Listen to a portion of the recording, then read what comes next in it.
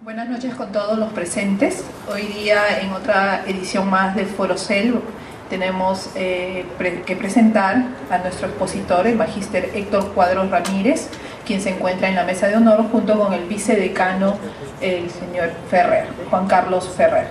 El tema de hoy es el crédito educativo más oportunidades para estudiar.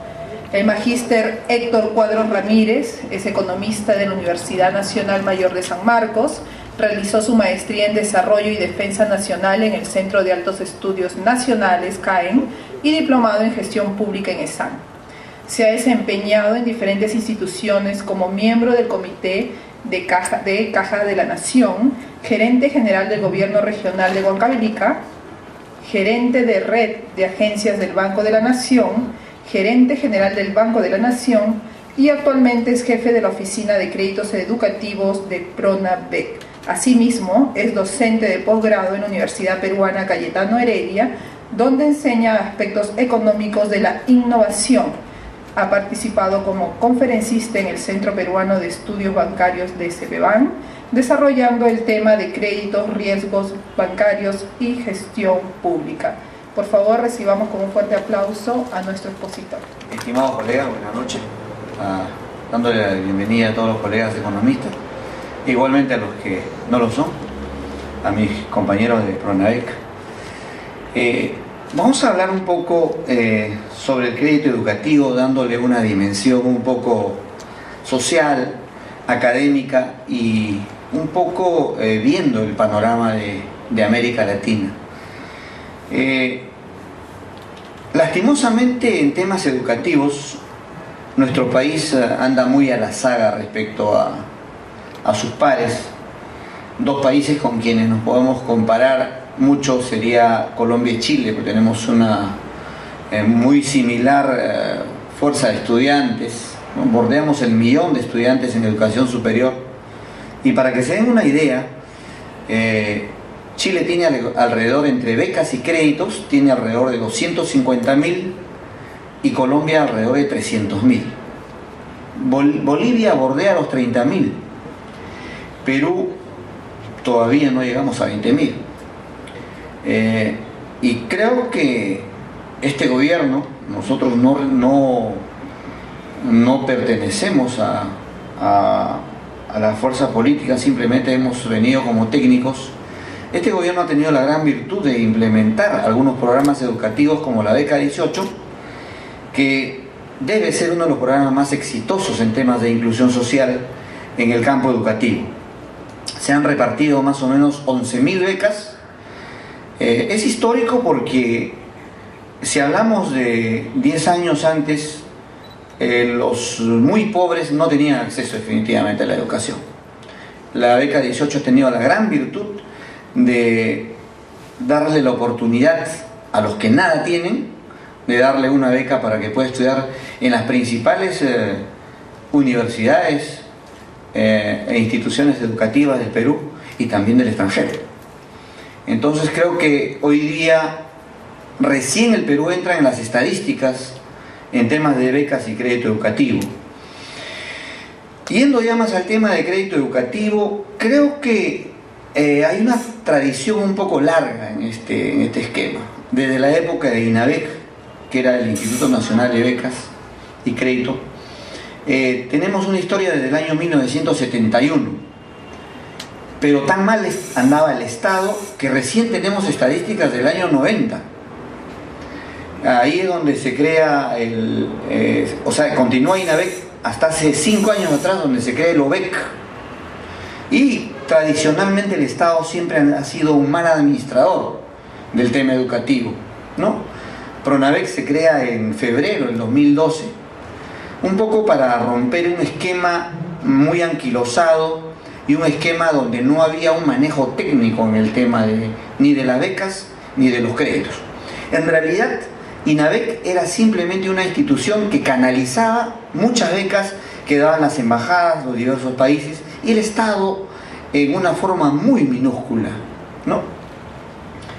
Hace 10 años, evidentemente, quizá un poquito más, hace 12, el panorama en Perú ha cambiado. Justo conversábamos hoy día con un compañero que acaba de llegar de Venezuela y evidentemente ha visto el país muy diferente, ¿no? Ha visto el país evidentemente con un cambio muy interesante, evidentemente a partir del tema a partir del tema de la exportación de materias primas. Lastimosamente somos un país que se nos apareció un poco la Virgen en el firmamento.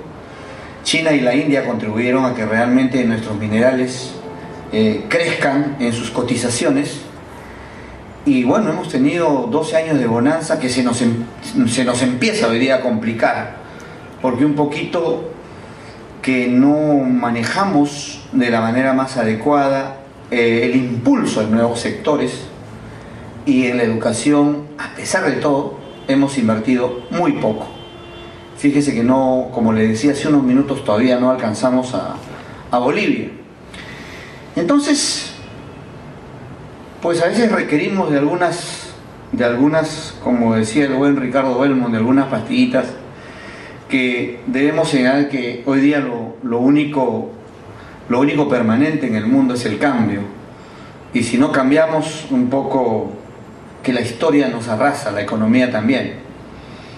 Y las naciones que definitivamente invirtieron en educación hoy día están disfrutando de ese tema de haber invertido en aquellos años. El Perú y América Latina en realidad invirtieron muy poco en educación, y es muy poca, a pesar de la cantidad de becarios que puede haber en Colombia y Chile, es muy poca la diferencia que tenemos, ¿no? Y entonces este crecimiento no se ve evidentemente reflejado en los temas educativos, ¿no? O sea, el Perú, en resumen, ha tenido un crecimiento en el aspecto económico, un crecimiento económico, pero no ha habido desarrollo económico, ¿no? Porter, que es el profesor Porter, es un nacido visitante de nuestro país, decía que evidentemente el Perú es una burbuja financiera, porque no hemos invertido de manera sostenida en temas que puedan generar riqueza, ¿no? La riqueza se genera a partir de nuestras materias primas, y esa es nuestra principal debilidad, porque dependemos evidentemente de las cotizaciones de nuestras materias en el exterior, y eso es la burbuja, el elemento más frágil que puede estallar en cualquier momento. El crédito realmente es un producto sostenible en el tiempo. La diferencia con la beca, que también lo da Pronavec, porque Pronavec es el Programa Nacional de Becas y Crédito Educativo, de repente la beca es lo más adecuado hoy día en el país, porque hay una profunda brecha entre pobres y ricos. O sea, la brecha que existe realmente entre quienes no tienen nada en Perú es muy abismal. Junto con Chile y Brasil somos de los países que mayor brecha tenemos, mayores brechas económicas y sociales. Entonces, evidentemente, para un comienzo, la beca es un buen producto. Sin embargo, la beca, en este avance, tiene que ir dejando lugar al crédito educativo. Progresivamente la beca tiene que ir disminuyendo y el crédito educativo tiene que irse incrementando. ¿Por qué? Porque hay sostenibilidad. Y además la beca, el crédito, perdón, tiene una gran importancia porque crea un poco de disciplina. No es un regalo, ¿cierto? Creo que hay un buen dicho donde nos dicen que yo soy un afortunado porque en la vida todo me costó. A veces no todos los regalos son buenos. Creo que los regalos, en todo caso los programas sociales, deben tener un proceso, y el inicio del proceso evidentemente debe ser la carne del desarrollo, ¿no? Como son las becas o el asistencialismo en lugares donde hay extrema pobreza. Entonces se hacía indispensable la beca, pero siempre con la presencia del crédito, ¿no? Porque lamentablemente tenemos un sistema financiero que también tiene una gran peculiaridad. El sistema financiero peruano es uno de los que más brecha financiera tiene, o sea, el spread financiero es de los más altos del mundo. En el Perú el spread financiero llega más o menos al 17%, a veces hasta el 19%. O sea, los bancos hoy día nos pagan 0.5% por nuestros ahorros y en promedio nos cobran 19% por los préstamos. Qué jugoso negocio, evidentemente. Entonces, la educación no es visto desde el punto de vista financiero de una manera diferenciada. Los bancos nos ofrecen fundamentalmente lo que dicen la parte inferior para maestrías y doctorados, porque evidentemente saben que uno que sigue una maestría tiene mucho más recursos, pero donde tenemos que concentrar nuestro interés en el tema educativo es en los temas de pregrado. Y es más, nosotros tenemos que concentrar el mayor apoyo en los institutos tecnológicos, aunque nos parezca extraño. Hoy día en Perú hay una necesidad de 300.000 técnicos en toda la rama de la economía, a pesar de que el Perú no es precisamente de los países más industrializados en América Latina. Creo que es el que menos desarrollo, uno de los que menos desarrollo tiene en la industria.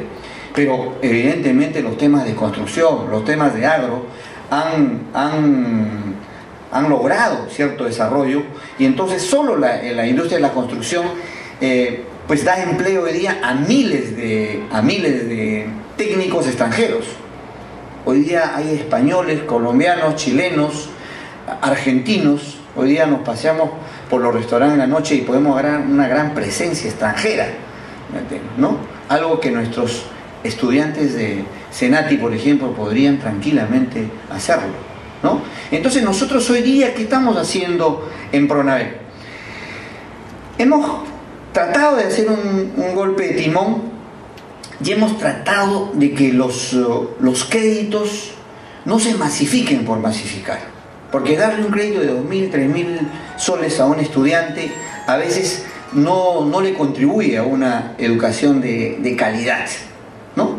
Entonces hemos tratado de un poco insertarnos en las universidades que le pueden dar una mejor calidad, y también en los estudios de maestría y doctorado, en los diplomados, en los cursos de especialización, ¿cierto? Porque cuando entramos a Pronavec conocíamos de repente algo de créditos, pero no conocíamos el crédito educativo.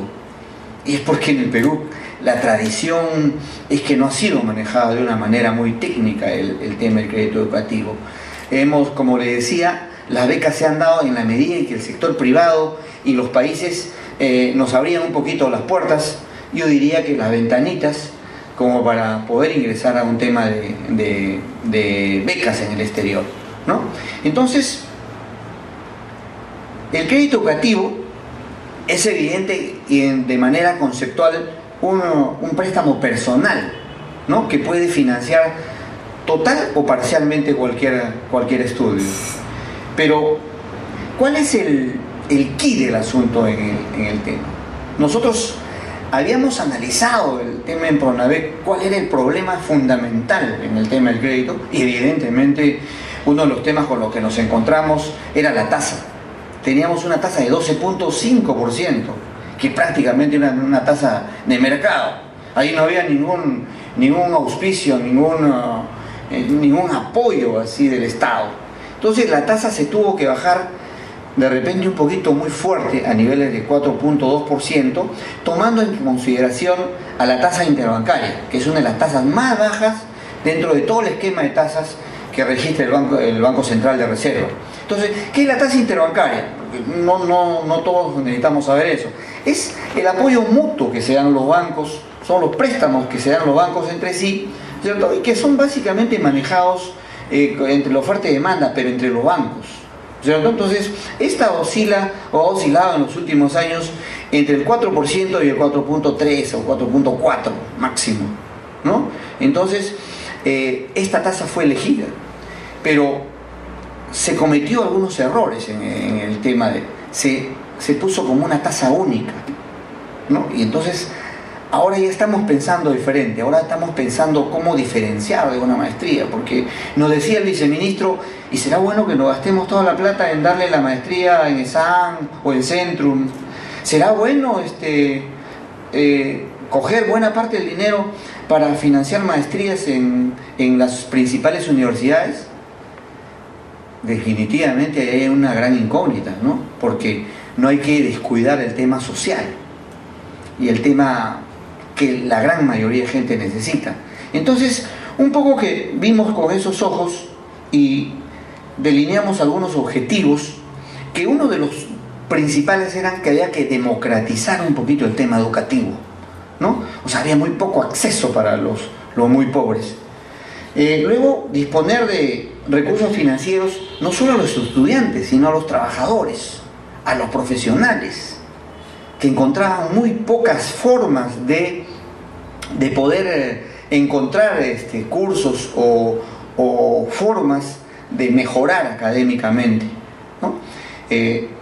Hoy día quizá la gran mayoría de nosotros asistimos a un escenario médico, porque evidentemente hay que coberturar en estos temas el tema de cualquier eventualidad, ¿no? El seguro de gravamen cubre fallecimiento del responsable de pago, enfermedad terminal, enfermedad temporal, etcétera, ¿no es cierto? O sea, incapacidad temporal, ¿no? Y esto lo cobran todos, ¿no es cierto?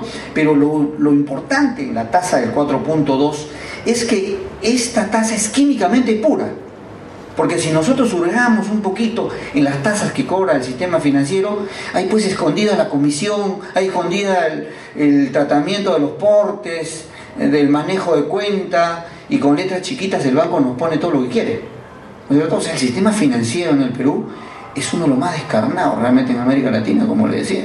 Tiene ningún problema. O sea, nunca antes los bancos ganaron tanto dinero como hoy día lo hacen.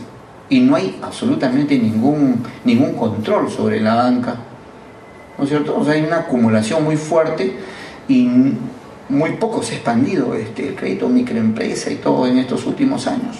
Los que han aprovechado mucho más son los bancos grandazos, ¿no? O sea, los 4 o los 5 bancos más grandes, ¿no? Tenemos algunos derechos que cobramos, ¿no? Porque estamos conectados hoy día también con las centrales de riesgo, que nos cobran evidentemente por cada consulta. Estamos interconectados con SUNAT, con RENIEC, ¿no? Para tomar todas las precauciones, para que Pronavec no sea el banco de materiales. ¿Te das cuenta? Que haya la política del perro muerto de que no nos pagan. No, nosotros sí cobramos por el crédito. Nosotros lo llamamos al padre de familia y le decimos: señor, así como le dimos a usted el crédito, queremos que usted lo devuelva, porque hay muchos jóvenes que están en la puerta esperando el crédito para darles. Y vienen, estamos tratando, es una pelea constante, es una pelea diaria, de que estamos tratando de que nuestra morosidad cada vez sea menor, pero así, directamente con el cliente. Entonces cobramos entre 11 y 18 soles, que vale para algunos gastos de este tipo, ¿no? Trabajamos con los 2 bancos más importantes del país, con el banco privado más importante y con el banco del Estado más importante, o sea, con el Banco de Crédito y con el Banco de la Nación, para darle la mayor facilidad posible en los recuperos. Hay tres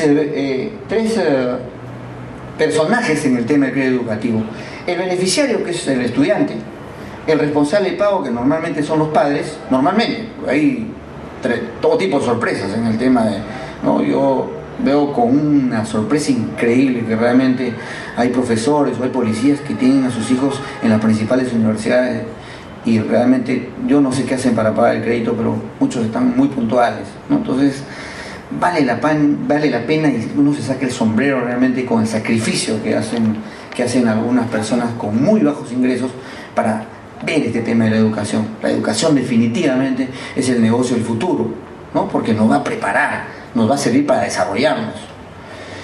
Beneficiario, responsable de pago, y necesitamos siempre un garante, ¿no?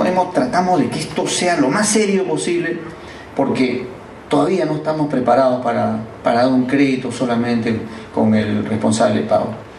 El beneficiario puede también ser responsable de pago, ¿no es cierto? Porque hay muchos estudiantes que ya tienen trabajo y pueden pagar su crédito, ¿no? Pero sí, el garante evidentemente tiene que ser una persona diferente. Y de todas maneras les digo, entre esposos no puede haber garante, porque la sociedad conyugal es una sola persona, ¿no? El esposo no puede garantizar a la esposa, evidentemente. El resto son realmente documentos más papeles. El Estado todavía es engorroso, todavía es burocrático, todavía nos demoramos 15 días hasta 17, 18 días porque evidentemente la modernización del Estado va a tomar un buen tiempo, definitivamente, ¿no? O sea, nosotros podemos aprobar un crédito en 3, 4 días, pero después tiene que pasar a contabilidad, control previo. Ahora han inventado el control previo, pasa a tesorería, entonces ahí demora una semana más. En total nos demoramos 16, 17 días en el crédito, ¿no?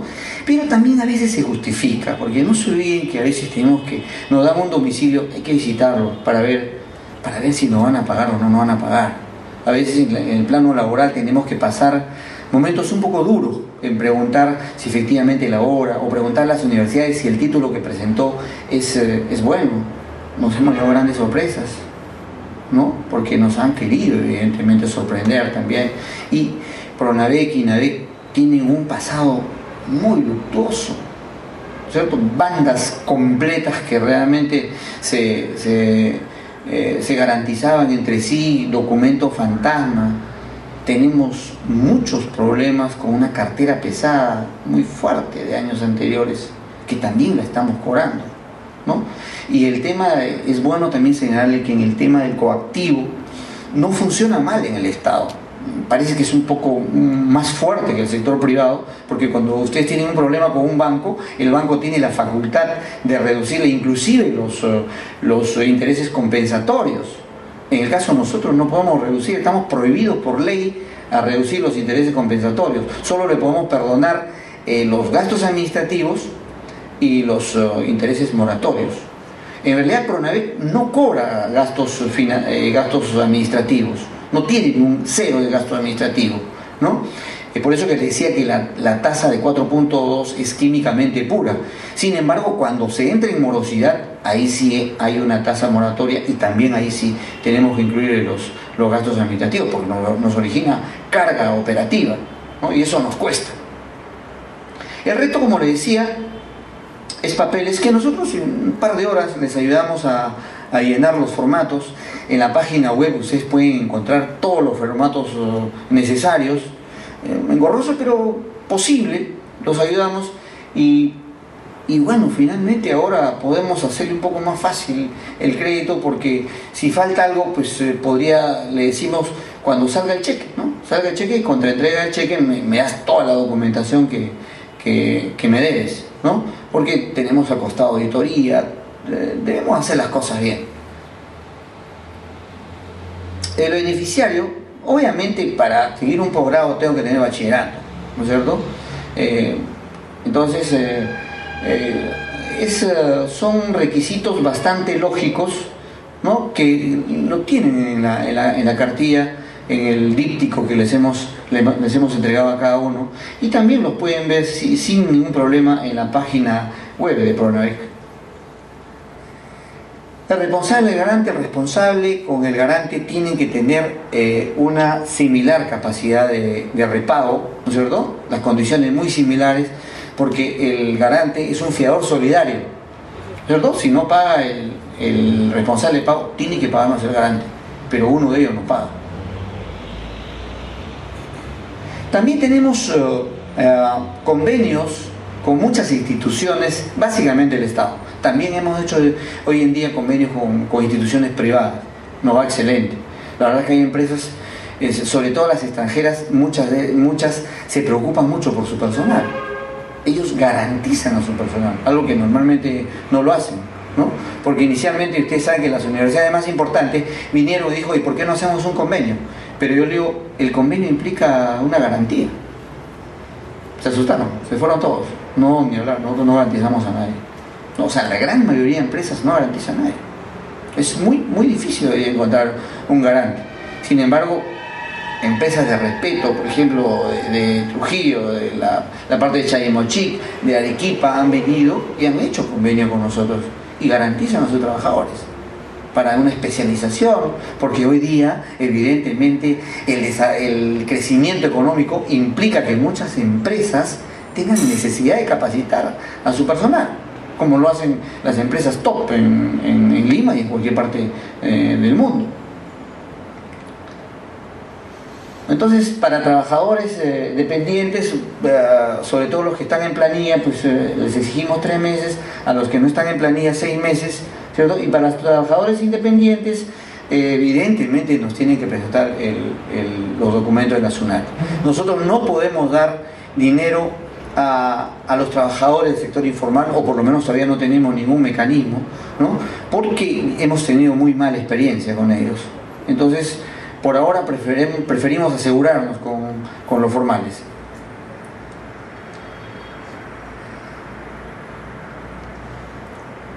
Hay un crédito, o por lo menos hasta 2 unidades impositivas tributarias por 7.400, a los trabajadores nombrados no se requiere garante.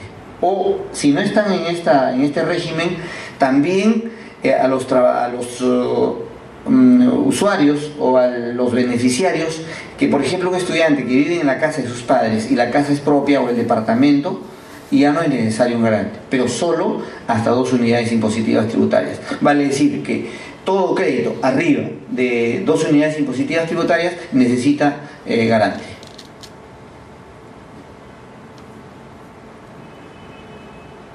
Como les decía, tenemos muchos convenios con instituciones.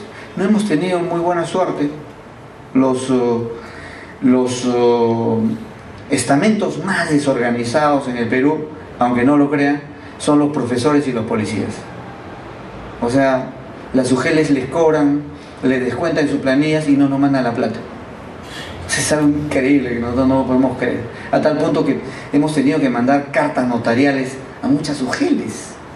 O sea, y lo peor que muchos tesoreros ya no laboran ahí. Entonces sabe Dios qué puede haber pasado con ese dinero. Entonces no somos muy proclives al tema de los convenios. Preferimos que cada uno baile con su pañuelo, se defienda.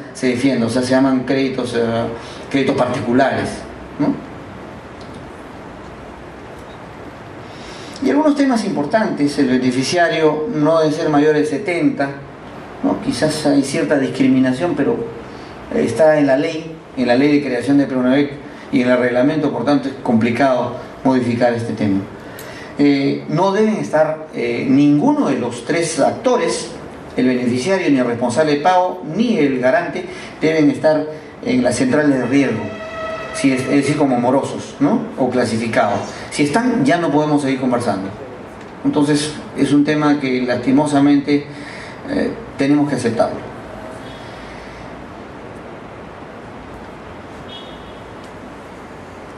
En los créditos por convenio no existen garante. El beneficiario de crédito puede también ser responsable de pago, ¿no? Ese es el único caso. Hay evidentemente una evaluación, ¿no?, crediticia, ¿no es cierto? O sea, no todo es en automático. No es que yo gano 2.000 soles y ya tengo derecho. Hay que el común de los peruanos tradicionalmente está sobreendeudado. O sea, hay un sobreendeudamiento en las familias peruanas. Entonces, ahí tenemos que ser muy cuidadosos, porque algunos elementos financieros se nos escapan de las manos. Por ejemplo, las cooperativas. Hay inclusive algunas instituciones tienen el desparpajo de decir: nosotros damos créditos inclusive a los que están en Infocor. O sea, entonces, no, pues tiene que haber cierta disciplina, ¿no? Un profesor me decía y me enseñaba que la disciplina hoy día es tan importante como el conocimiento, ¿no? Entonces tiene que haber mucha disciplina en este tema. Entonces, un aproximado, y ahí tienen en el díptico, lo pueden ver más o menos aproximadamente uno que gana un monto hasta cuánto puede acceder. Pero ese es un tema muy relativo, porque eso está sujeto al tema de la evaluación crediticia, que es muy parecida a cualquier institución financiera, ¿no? Lo único que nosotros evidentemente lo vemos con una óptica o con un prisma social en el tema, y con una óptica de apoyo al estudiante. Vemos la forma cómo lo apoyamos, ¿no? Porque muchas veces van familias desesperadas, y muchas universidades han encontrado en nosotros una tabla de salvación, porque nos mandan un poco a los muchachos que están en problemas para el pago. Sin embargo, a muchos de ellos ya le clasificaron la cuenta, porque hoy día las universidades también son parte de todas las instituciones que reportan a las centrales de riesgo, mal llamadas Infocor, porque así como Infocor hay 10 empresas en el país, Equifax, Sentinel y por ahí 8 más, ¿no?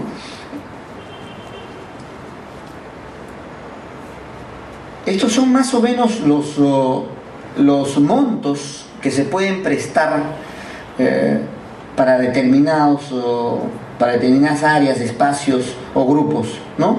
Para estudios profesionales, para adquisición de materiales hasta 7.000, ¿no es cierto? Mayormente son laptop, ¿no es cierto?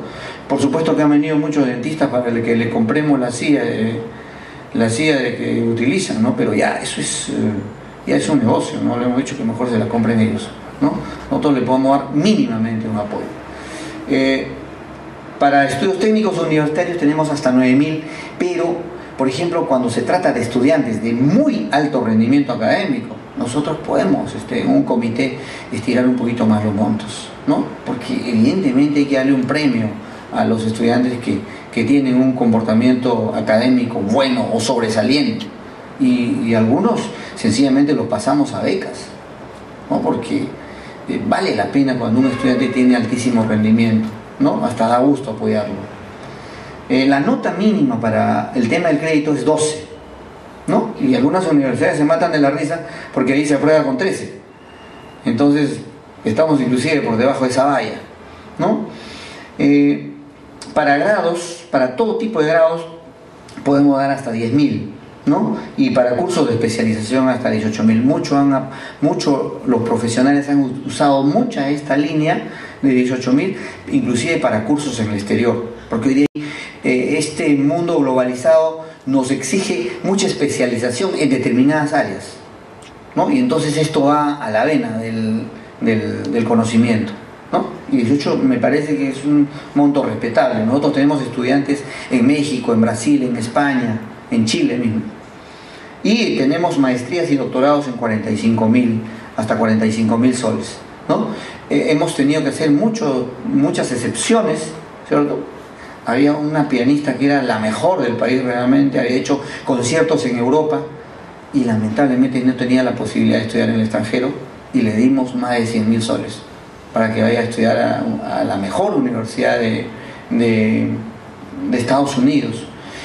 Nos visitan todo tipo de empresas privadas, ¿no? De instituciones privadas, donde, por ejemplo, un tema que aparentemente para cualquiera le significaría un poco vanidoso, va por ejemplo Chio Leca, ¿no? A visitarnos y nos dice: oye, yo quiero mandar al top de los institutos en Italia a que se capaciten, pero ¿por qué no mandar de repente confeccionistas que puedan hacer toda una revolución con los temas, con motivos incaicos, etcétera, ¿no? Tenemos una cultura muy vasta. Entonces también por ese lado hay que siempre ver estos temas desde un punto de vista muy positivo, ¿no? Y así lo estamos haciendo. Creo que este es el tema generales, aquí no se ve, pero es una aproximación de los montos que uno gana con los montos que uno puede recibir y los plazos también que se establecen en cada crédito. Creo que podemos hacer una rondita, no sé qué nos dicen nuestros amigos de la mesa, una rondita de preguntas. Creo que hasta aquí va la exposición. Si bien es cierto, la tasa de 4.22% es bastante baja, sin embargo, cuando uno requiere, por ejemplo en mi caso, yo quiero hacer una maestría en el extranjero, me implica que voy a dejar de trabajar un año, y sin embargo el crédito que por lo que he visto en la página web de Pronavec implica desembolsar mensualmente las cuotas sin un periodo de gracia. Entonces en ese caso a mí me convendría pagar una tasa de interés de 11%, que acceder al préstamo con una tasa de 4.22%. Gracias. Bueno.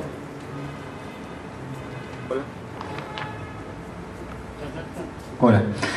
Es cierto, yo creo que es una de las debilidades, ¿no? Creo que tenemos que, en todo tipo de instituciones y como personas, tenemos que ver el tema de la autocrítica antes la crítica, y creo que es uno de los puntos débiles del tema educativo, del crédito educativo.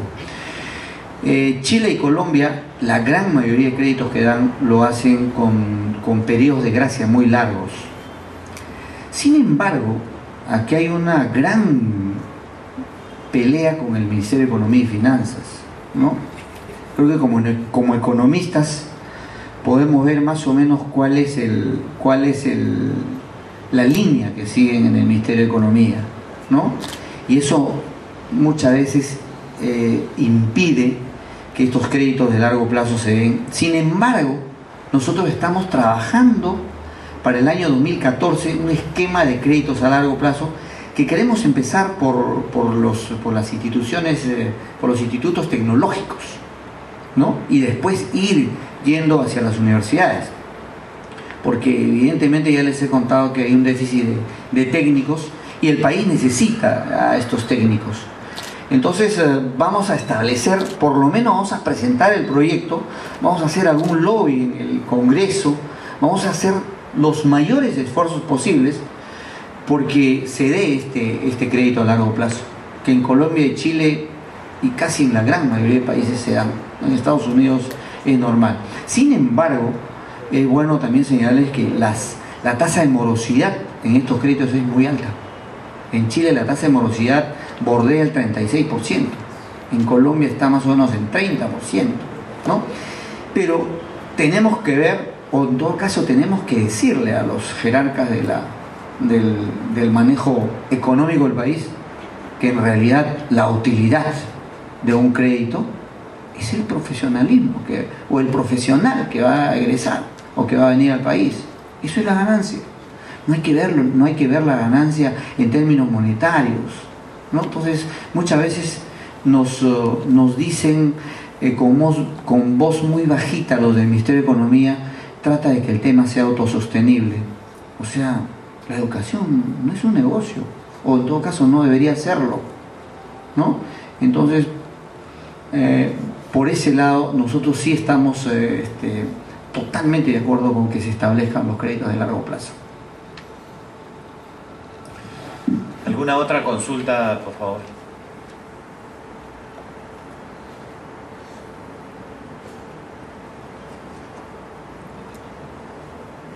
¿Alguien tiene alguna otra consulta? Bueno, me gustaría participar, si me permite. Bueno, agradecer por esta deferencia con nuestro colegio y por la información que está brindando. Dentro de los requisitos, ¿hay alguna condición, mínima que se debe cumplir en relación a los ingresos? ¿Cualquier persona puede solicitar un crédito? Sí, nosotros, les decía, en una parte de la exposición, damos créditos hasta quien gana 750 soles y hemos dado crédito de 500 soles a algunos estudiantes que están haciendo prácticamente prácticas, pero que le dan unas boletas, ¿no? Entonces, evidentemente tiene que haber una evaluación crediticia y tiene que ser de las más serias, ¿no? Es indispensable para el país que tengamos que ponernos serios en todos estos temas, ¿no? De manera tal que se analiza mucho la capacidad de repago y el endeudamiento, que evidentemente parte del tema de cuánto ingreso tiene una persona. ¿Eso quiere decir que no habría reparo en personas que tengan niveles de ingresos por lo menos por encima de los 3.000 soles? Sí, no lo sabía. No, la mayor parte, por ejemplo, de personas que piden apoyo crediticio en temas de maestrías es más o menos el promedio, de 2 a 3.000 soles. 3.000 soles es el promedio, ¿no? Y lo que sí... permitiendo un par de minutos explicarles, es que nosotros acompañamos al estudiante durante toda su carrera. Nosotros le damos, por ejemplo, los 2 primeros ciclos le damos 24 meses para que pague. Al cabo del pago del 50% le podemos volver a dar la otra mitad o le podemos incrementar el saldo, de manera tal que lo vamos acompañando durante toda la carrera. Y los últimos ciclos podemos, si es que habría mayor dificultades, podemos estirarle un poquito más los plazos de pago. Entonces sí viene a ser un apoyo definitivamente, porque no se olviden que un crédito, por mucho que sea un 11%, en 4 años, origina una fuerte carga financiera. Si ustedes ven nuestros cronogramas, casi no van a haber carga financiera. Eso es muy importante porque estamos pagando el principal, básicamente. Estamos rebajando la deuda en cada cuota. En el sistema financiero, en la mayoría de cronogramas, más pagamos intereses que principal. Amigos, ¿alguna otra consulta para nuestro expositor? Sí, por favor. Anímese a hacer las consultas, sé que están ahí.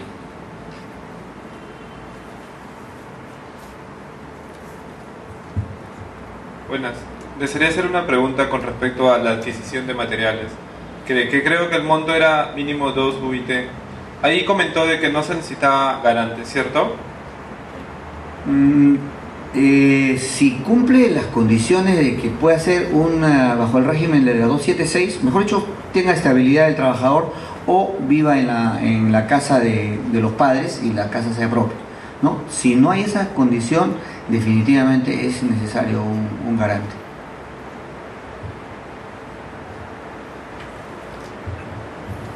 Buenas noches. Quería saber si teníamos o tienen pensado algún crédito para financiar una carrera técnica completa o universitaria completa y empezar a pagar después de unos meses que empiecen a trabajar en profesional. Sí, estamos trabajando ese esquema para el 2014, ¿no? Les explicaba unos minutos antes, de que consideramos indispensable que haya un crédito a largo plazo, porque permitiría un tema que es vital en los postulados de este gobierno, ¿no? Que es la inclusión social. Realmente nos pondríamos a tono con lo que es inclusión social en el país, porque ahí podrían acceder alumnos pobres, porque hay alumnos pobres de muy alto rendimiento que tienen algunos ingresos, son muy pocos, pero que podrían de repente en un esquema de crédito pagar solo los intereses. En Colombia es, por ejemplo, el tema del pago es muy coherente con las notas que uno tiene. Si uno tiene notas sobresalientes en Colombia, inclusive le condonan los intereses. O sea, eso tenemos que canjear, hacer un esquema de canje en el futuro. Rendimiento versus rebaja de los intereses o simplemente intereses cero, ¿no? Porque para un país, un nuevo profesional de calidad es realmente una inversión de largo plazo. Buenas noches, una pregunta. Con respecto al número de entidades con que el solicitante tiene que tener, ¿cuánto es el máximo número de entidades o solamente califican su calificación, que sea normal? ¿Toman en cuenta el número de entidades? No, uno puede tener el crédito con un banco y puede estar en dificultades, ¿no? Clasificada dentro del sistema. Hay clasificación CPP, deficiente, dudoso, pérdida, ¿no? Entonces, basta que ya esté clasificado en deficiente para abajo y ya no le damos el crédito, definitivamente. Ya no hay conversación posible. Buenas noches. Una consulta. Escuché que decía que había cierta diferencia, ciertos beneficios para estoy hablando del caso de pregrado, para los estudiantes que tienen un rendimiento sobresaliente. Mi duda es, ¿cuáles son esos beneficios que se podrían dar, por ejemplo, a los primeros puestos de su base de 5 años de ciertas carreras, como la economía, por ejemplo, en el extranjero o algo parecido? Sí, en realidad no es tanto un beneficio adicional. Lo que pasa es que el beneficio es en monto y en plazo. O sea, nosotros le podemos dar mayores montos. Hay muchos estudiantes que quisieran estudiar en una universidad de México, por ejemplo, y que ha pasado, ¿no? Pero necesitan más de 100.000 soles. Se los hemos dado, porque son estudiantes que realmente van a contribuir con el país, porque durante todos sus estudios de secundaria, durante todos los estudios de pregrado han sido sobresalientes. Entonces, eso lo sustentamos nosotros en un comité, porque es el comité de crédito educativo el que tiene que aprobar este incremento. Porque menos tasa ya no es posible, porque la tasa está limitada por la ley de creación de Pronavec. Buenas noches. Una consulta. Ese crédito máximo de 45.000 soles para la opción de estudiar una maestría, por ejemplo, pienso de que no está dirigido para poder hacer una maestría en ESAM, por ejemplo, o solamente para maestrías de universidades nacionales. Nosotros tenemos un número de maestrías, no solo con ESAM, sino con las principales universidades. A veces no vale la pena hablar de nombres porque como que nos estaríamos un poco identificando con algunos nombres, pero es conocido la maestría en diversas universidades, las que podríamos llamar de primer nivel, y nosotros sí hemos desembolsado el íntegro, ¿no es cierto? Por ejemplo, en la universidad donde usted dice más o menos bordea los 55.000 soles, y los hemos otorgado sin ningún problema, porque digamos que hemos dado 10.000 más. Es posible hacerlo. Sí, ¿no? Porque más o menos está entre $30.000 el curso total. Mayormente les voy a decir que está en un precio de 75.000 soles en promedio, más o menos, ¿no? Por supuesto que hay maestría de 3.000, ¿no? Aquí en el Perú hay de todo, pero digamos estamos hablando en términos serios, ¿no? O sea, 75 es el promedio, yo diría que un poquito menos. En el supuesto de que no me alcance, ¿puedo recurrir a un crédito adicional, digamos? Sí, yo creo que ya todo depende de la evaluación del crédito realmente, ¿no? Hay que ver diversos temas, pero uno de los aspectos es lo que decía, que le antecede una palabra, es si hay un alto rendimiento académico. Creo que también el esfuerzo debería ser un esfuerzo, el Estado debería hacer un esfuerzo para ayudar a la gente que tiene méritos. Gracias. ¿Alguna otra consulta, amigos? Bien, nosotros con esto damos las gracias a nuestro expositor y lo comprometemos para que en alguna otra oportunidad pueda acompañarnos, gustosos de recibir esta información fresca e importante para interés de todos. A ustedes agradecerles por su presencia, invitarlos a seguir viniendo al Forocel, que es la actividad académica más importante del Colegio de Economistas de Lima. Muy pronto estaremos inaugurando una nueva página web con un sistema e-learning que nos interesa a todos, y efectivamente estaremos haciendo el llamado para que, digamos, lancemos esta nueva herramienta tecnológica con mayor información. Estamos en el momento para hacer un reconocimiento a nuestro expositor a nombre del Colegio de Economistas de Lima. Invitamos al vicedecano, el señor economista Juan Carlos Ferrer, para que haga presente esta entrega.